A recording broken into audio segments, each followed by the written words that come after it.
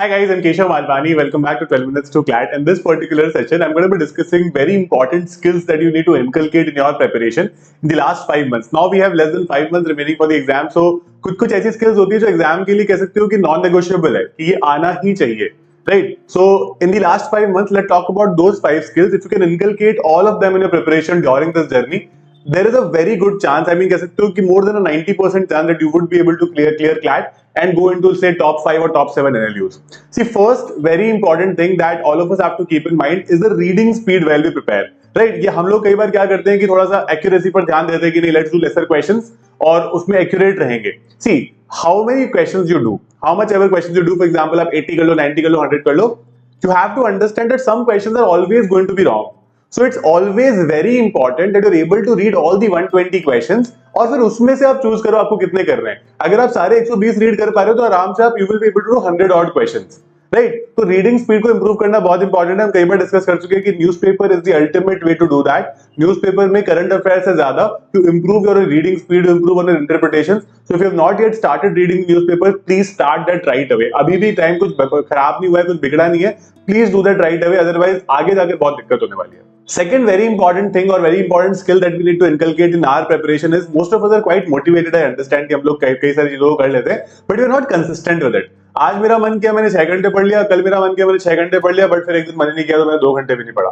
Now that's a problem because when you're not consistent with the preparation, you're losing out on something every single day. People who clear this exam know a schedule for every day. कि उनको क्या करना है, what are certain things they want to do, what classes do they want to take, what preparation, what practice. Everything is very clear in that particular day क्योंकि वो सुबह से एक शेड्यूल बना लेते हैं and they follow it very religiously. So if we do not do that, I mean अगर हम मेहनत नहीं कर सकते ना तो हमें बहुत ज्यादा एक्सपेक्ट भी नहीं करना चाहिए, to be very honest. तो इसीलिए कोशिश करो कि आप हर दिन का शेड्यूल आपके पास प्रॉपर्ली तैयार हो और उसके हिसाब से आप आगे काम करो, राइट?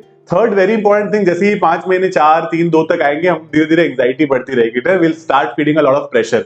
चाहे आप 12th स्टैंडर्ड में हो, जो लोग ड्रॉप ले रहे हैं या डबल ड्रॉप ले रहे हो उनको तो और ज्यादा प्रेशर होता है, right? So dealing with this pressure is going to be very important. मैंने अपनी क्लैट की खुद की प्रिपरेशन से ये एक चीज आइडेंटिफाई की थी कि if you take too much pressure there is a good chance that despite being very good और very properly prepared, you may not be able to do really well in the exam because it is how you feel about the exam.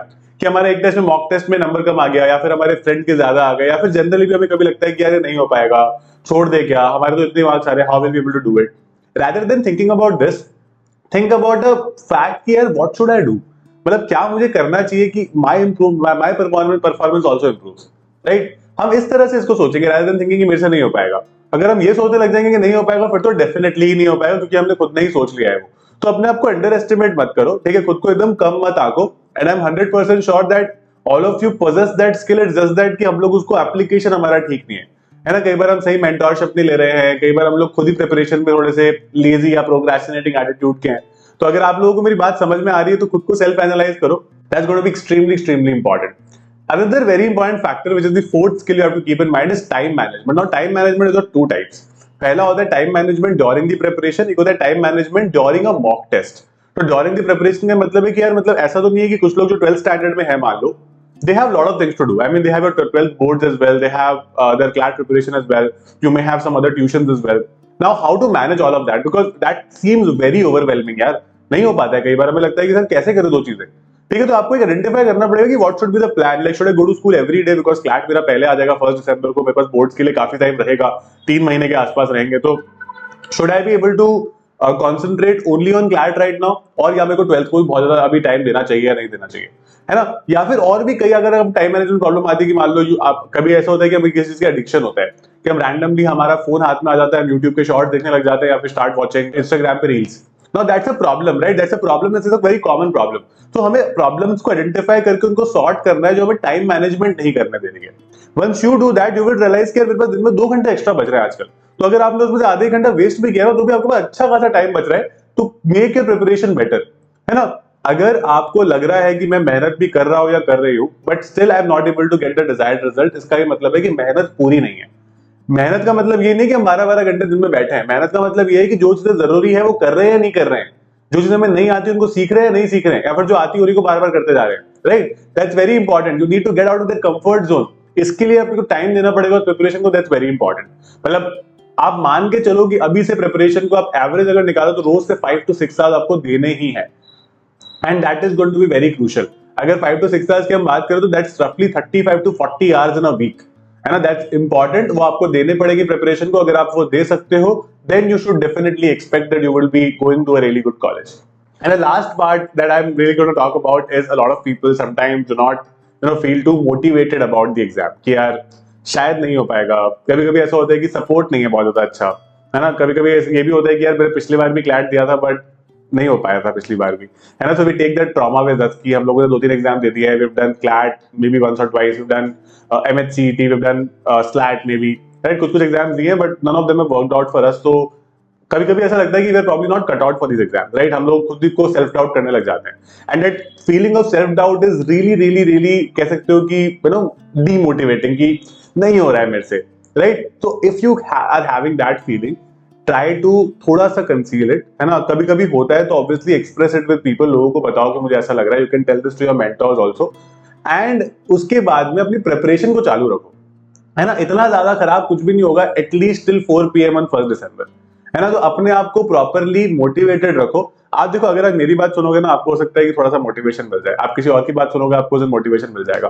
But ultimately क्या होता है कि वो self motivation बहुत important है. Unless and until you motivate yourself और keep yourself motivated, it is very difficult for everybody and anybody to come every single day and motivate you, right. कोई नहीं करता रोज मोटिवेट हमको. रोज हमें लोग पढ़ा सकते हैं, लेकिन मोटिवेशन तो अंदर से ही लाना पड़ता है उस पढ़ाई तक भी पहुंचने का, right. So this is very important. Keep this in mind and please start preparing really properly. This is definitely your year. Work hard and I'm pretty sure that you would be able to do it, right. आप लोगों के लिए recently we also launched a batch called Lakshya Plus and Lakshya. You guys can become a part of that. अगर आपको हम लोगों के साथ preparation करना है, we will be very happy to guide you. We have guided a lot of people in the MHC 24 exams as well, where multiple students got selected on a percentile of 99 percentile or more. ठीक है. यहाँ पर हमने CLAT के students को incentivise रखने के लिए, आपको ये मोटिवेटेड जो मैंने 5th पॉइंट बोला वो रखने के लिए, we have also brought a scholarship called the Shakuntala scholarship which gives you a 100% refund of your fees, which is anyway quite affordable if you get an all India rank under 300 in the general category. And we'll be very happy. And in fact कह सकते हो कि हम it would be a privilege for us कि ऐसे meritorious students को हम लोग रिवॉर्ड कर पा रहे हैं. ऐसे meritorious students were onboarded with us and we will be extremely happy to be guiding you to your dream NLU. आप लोग इन नंबर्स पर कांटेक्ट कर सकते हो. You can ask for discounts also. You can ask for any other query that you might have in the preparation and will be very happy to guide you again. All the best. Keep smiling, keep working hard, feel really motivated, make it a passion and you never know what the results could be. मतलब हमको कई बार उम्मीद भी नहीं होती है कि हम इतना अच्छा कर सकते हैं और हम कर जाते हैं, और वो एक ही बार चाहिए. जब एक बार वो हो जाता है ना, तो हमें इतना ज्यादा सेल्फ कॉन्फिडेंस आ जाता है कि मतलब you are ready for everything in life after that, right. All the best guys. I will see you in class.